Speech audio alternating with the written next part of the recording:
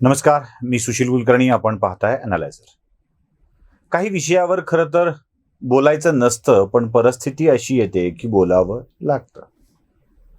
आजकाल काय झालंय की कागदाचे भाव खूप वाढलेत प्रिंट मीडियाच्या, आणि प्रिंट मीडियाच्या कागदाचे भाव वाढल्यामुळं आता वर्तमानपत्रांनी आपला कागद हलक्या दर्जाचा वापरायला सुरुवात केली आहे.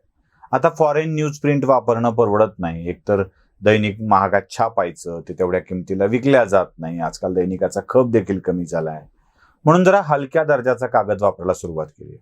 आता या हलक्या दर्जाच्या कागदाचा उपयोग तसा रद्दी म्हणून सुद्धा नीट होत नाही.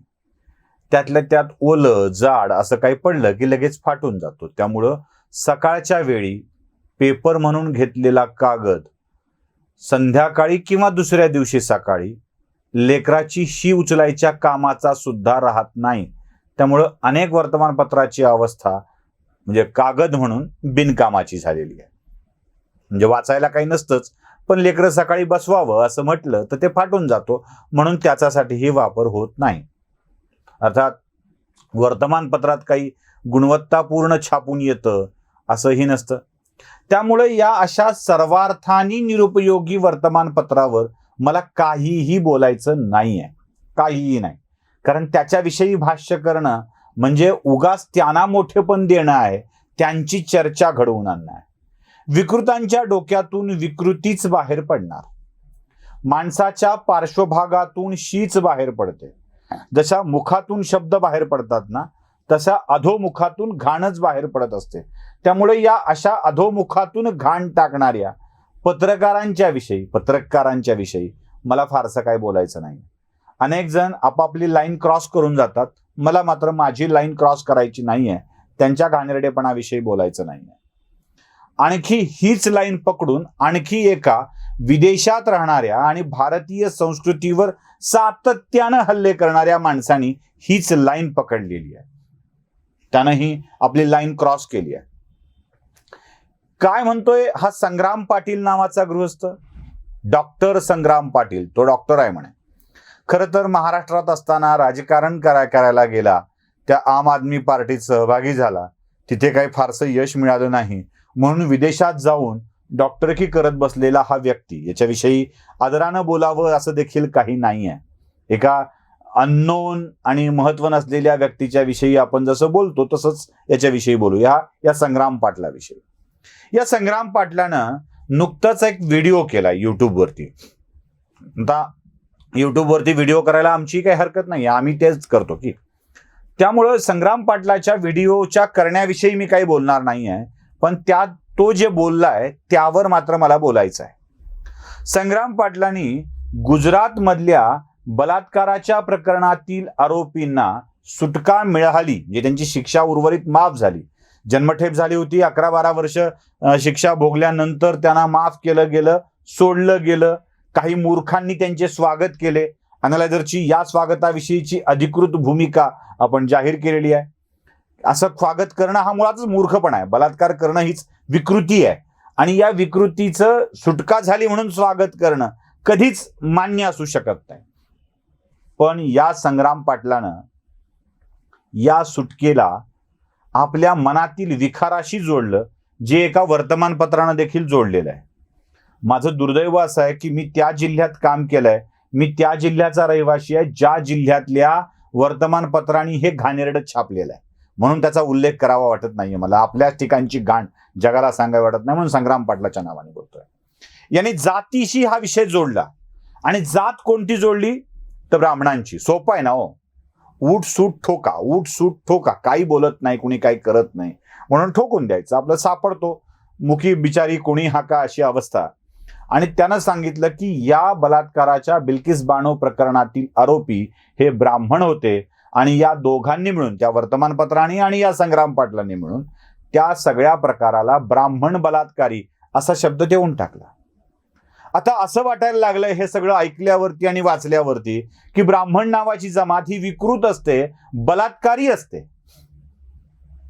आणि आपण अशा विकृत बलात्कारी जातीमध्ये जन्माला आल्याचं दुःख कोणालाही वाटणं स्वाभाविक आहे. किंवा एखाद्या घटनेचा संबंध दाखवून समस्त जातीलाच टार्गेट करायचं असेल तर मला काही उदाहरणं आपल्या डोळ्यासमोर ठेवायची आहेत. वैचारिक नागवेपण आलेल्या दैनिकाच्या संपादकाला आणि वैचारिक नागवेपण आलेल्या त्या संग्राम पाटलाला देखील मला हा मुद्दा सांगायचा आहे. महाराष्ट्रामध्ये देखील अशी बलात्काराची प्रकरणं झालीत, भारतामध्ये देखील अशी बलात्काराची प्रकरणं झालेली आहेत. परभणीचं वासनाकांड आठवतंय?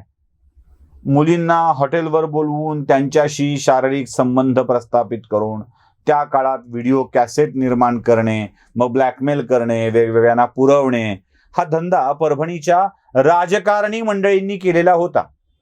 या प्रकरणामध्ये परभणीच्या एका राजकारण्याला अटक देखील झालेली होती. लोकांची स्मरणशक्ती इतकी कमकुवत आहे की याच माणसाच्या पत्नीला त्या भागातील लोकांनी पुन्हा आमदार केलं होतं अनेक वर्षानंतर. परभणी वासनाकांडातील आरोपीची नावं काय आहेत, त्यांच्या जाती काय आहेत, जरा सांगता येईल? जर याच जातीचा उल्लेख करायचा असेल तर परभणी वासनाकांडाच्या आरोपींच्या जातीचा उल्लेख करून ती जात वासनाकांड करणारी, ब्लू फिल्म तयार करणारी असा आरोप करता येऊ शकेल का? जरा जळगावमध्ये जाऊ. जळगावमध्ये काय घडलं होतं? जळगावमध्येही असंच वासनाकांड घडलं होतं. अनेक मुलींच्या आयुष्याचा अक्षरशः खेळखंडोबा केला होता, सत्यानाश केला होता, व्हिडिओ शूटिंग केली होती. यात ज्या आरोपीवर आरोप ठेवला होता तो काँग्रेसचा नगरसेवक, त्याची जात कोणती होती? मग परभणी अधिक जळगाव असं मिळून त्या दोघांची जात एकच सांगून त्या जातीला बलात्कारी म्हणण्याचं काम कोणी केलं तर राग येईल का नाही? आला पाहिजे ना. मग ब्राह्मणांना सरसकट जातीयवादी ठरवण्यामध्ये तुम्हाला काय आनंद मिळतो कोणास ठाऊक. याला आनंद म्हणत नाहीत, याला विकृती म्हणतात.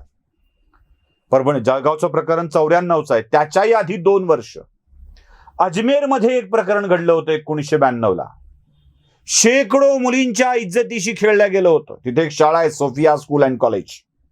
या सोफिया स्कूल अँड कॉलेज मधल्या वय वर्ष 12 ते वय वर्ष 20 या वयोगटातील शेकडो मुलींच्या इज्जतीशी खेळण्यात आलं होतं. यातले आरोपी कोण आहेत? इथेही पुन्हा काँग्रेसचा संबंध येतोय. काँग्रेस युथ काँग्रेसचा अध्यक्ष असलेला फारुख चिश्ती, त्या फारुख चिश्ती नंतर सलीम चिश्ती, नफीस चिश्ती, सोहेल चिश्ती यांनी शेकडो मुलींच्या आयुष्याचा खेळ मांडला होता.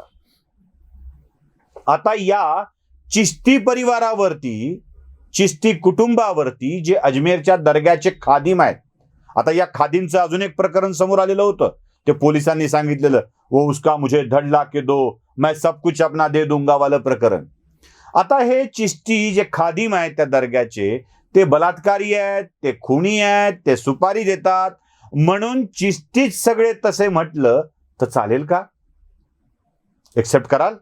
नाही दाखल करणार गुन्हा माझ्यावरती, मी म्हणून टाकतो. माझं पोलिसांनाही विचारणं आहे, कायदा सुव्यवस्था सांभाळणाऱ्या सगळ्या माणसांना विचारणं आहे. जळगाव मधल्या, परभणी मधल्या आरोपीची नावं घेऊन मी त्यांच्या जातीला बलात्कारी म्हटलं तर, अजमेर शरीफच्या दर्ग्यातल्या वासनाकांडातल्या आरोपीची नावं घेऊन त्यांचा धर्म मी बलात्कारी ठरवला तर चालेल?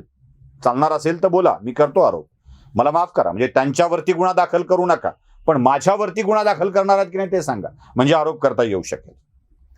जळगावच्या वासनाकांडामध्ये काँग्रेसचा नेता होता आणि या प्रकरणाचा तपास करणारे अजूनही असतील. आताही मॅटचं काम करणाऱ्या न्यायाधीश मृदुला भाटकर, त्यांनी या प्रकरणामध्ये लवकर निकाल दिलेला आहे.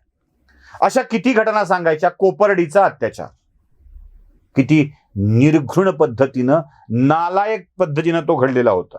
कोपर्डीमध्ये जितेंद्र शिंदे, संतोष भवाळ आणि नितीन भैलुमे या तिघांची नावं आहेत. या तिघांची जात शोधायची, या जातीला बलात्कारी ठरवून टाकायचं. एखाद दुसऱ्या प्रसंगात ब्राह्मण सापडला असेलच, कारण ती विकृती जातीत नव्हे माणसात असते आणि त्यांना विकृतांना विकृतच म्हटलं पाहिजे. कोपर्डीच्या अत्याचाराच्या प्रकरणामधल्या आरोपींची जात शोधून काढून त्यांनाही बलात्कारी संबोधायचं का?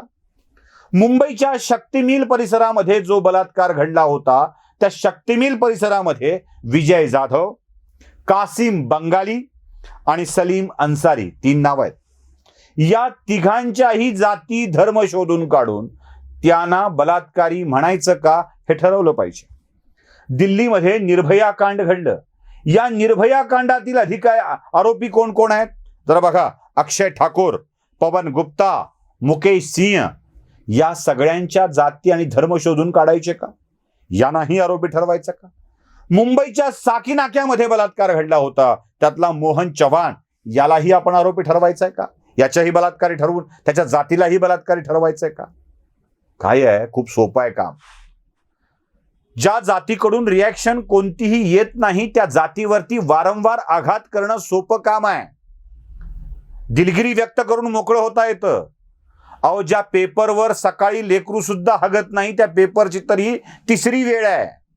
मला त्या माणसांची नावं घेऊन त्यांना मोठं करायचं नाहीये, त्यांना जगाच्या समोर आणायचं नाहीये, म्हणून मी नावं घेत नाहीये. पण तुमच्या मनातला हा विखार, तुमच्या मनातलं विष, तुमच्या मनातली घाण का ओकताय? या संग्राम पाटलासारख्या माणसांना सातत्यानं जात लक्ष का करावी वाटते? विदेशात राहून या महाराष्ट्रात जातीत भांडणं लावायचे धंदे संग्राम पाटलासारखी नालायक माणसं करणार असतील आणि त्याच विचारांना प्रतिसाद देणारे वैचारिक नागवेपण आलेले माणसं हे करणार असतील तर यांचं नागवेपण झाकावं लागावं अशी अवस्था करावी लागेल. याशिवाय दुसरा कोणताही पर्याय दिसत नाही. खरं तर या सगळ्या व्हिडिओला भडकावणारा, चिथावणी देणारा असं करता येऊ शकलं असतं, असं आरामात करता येऊ शकलं असतं. पायाखाली आग तरी ही आमचे डोके थंड कसे, असं काही बाई बोलता आलं असतं. पण मी ते बोलणार नाहीये. हे भडकावणं नाहीये, ही चेतावणी नाहीये, ही विनंती आहे की आपल्या मनातील विखार तात्काळ थांबवा. कारण प्रत्येक दिव्याखाली अंधार असतो, प्रत्येकाच्या बुडाखाली एक अंधार दडलेला असतो आणि हा अंधार तुम्हाला दिसत नसला तरी जगाला दिसत असतो. हाच अंधार जर दाखवायची सुरुवात केली, या तुमच्या बुडाखालच्या काळ्या गोष्टी दाखवायच्या सुरुवात केली तर आग होईल, पत्र्याचा बंब तापेल आणि त्या तापलेल्या बंबात अंघोळीसाठी पाणी तापवावं लागेल हे लक्षात ठेवा. कृपया अशा स्वरूपाच्या जातीय विखाराच्या टिप्पण्या करून विनाकारण भडकवू नका, एवढीच विनंती करायची आहे. सगळं नीट चाललंय तर नीट चालू द्या. ज्यांना अल्पसंख्याक म्हणून तुम्ही टार्गेट करत आहात, पाळीव माणसांकरवी, त्याच अल्पसंख्याक समुदायात तुम्हीही येता याचं भान या सगळ्याच माणसांनी ठेवणं आवश्यक आहे. व्हिडिओ आवडला असेल तर असा प्रश्न मी विचारणार नाही, कारण एवढा स्पष्टपणा बोलल्यावर तो अनेकांना आवडणं शक्यच नाही. पण ज्यांना वाटतंय की हा विषय लोकांच्या पर्यंत पोहोचायला पाहिजे त्यांनी फॉरवर्ड मात्र नक्की करा, एवढी विनंती आहे. धन्यवाद.